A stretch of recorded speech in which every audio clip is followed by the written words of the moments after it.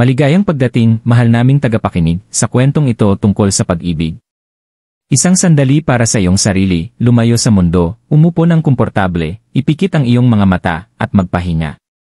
Noong unang panahon, may isang malayong isla kung saan naninirahan ang lahat ng emosyon, kasiyahan, kalungkutan, kaalaman, galit, tiwala, at iba pang damdamin, kabilang ang pag-ibig. Isang araw, isang nakakatakot na balita ang dumating, lulubog na ang isla.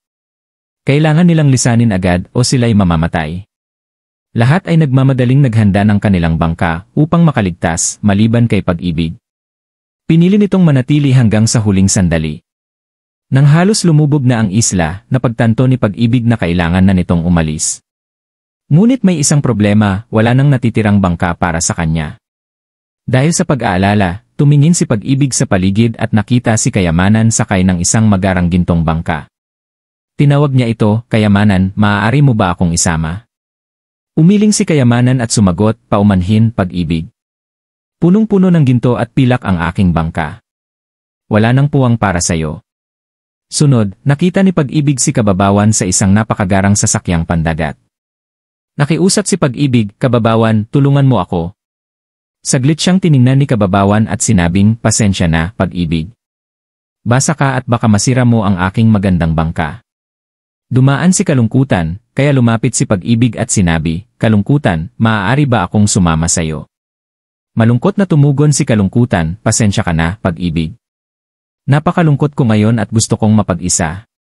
Pagkatapos dumaan si Kasiyahan, masaya at tumatawa. Tinawag siya ni pag-ibig, ngunit dahil sobrang saya, hindi man lang siya nakarinig. Habang lumulubog ang isla, naramdaman ni pag-ibig na wala na siyang pag-asa. Ngunit biglang may isang mahinahong tinig na nagsabi, "Halika, pag-ibig, isasama kita."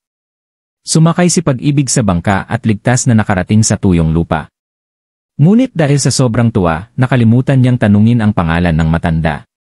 Kalaunan, lumapit si pag-ibig kay Karunungan at nagtanong, "Sino ang matandang tumulong sa akin?" Umiti si Karunungan at sinabing, "Siya ay si Panahon." Nagulat si pag-ibig. "Bakit ako tinulungan ni Panahon, gayong iniwan ako ng iba?" Matalinong sumagot si Karunungan, "Dahil tanging Panahon lamang ang tunay na nakakaunawa sa halaga ng pag-ibig. Sa buhay, maaaring hindi natin agad maunawaan kung bakit nangyayari ang ilang bagay, ngunit sa tamang panahon, makikita natin ang tunay na kahulugan ng pag-ibig. Ipagkalat ang pagmamahal at hayaang ipakita ng panahon ang halaga nito sa iyo." Maraming salamat sa iyong panonood. Sana ay may napulot kang inspirasyon mula sa kwentong ito. Huwag kalimutang i-like, i-share, at mag-subscribe para sa mas maraming motivational stories. Pindutin ang notification bell para updated ka sa aming mga bagong video.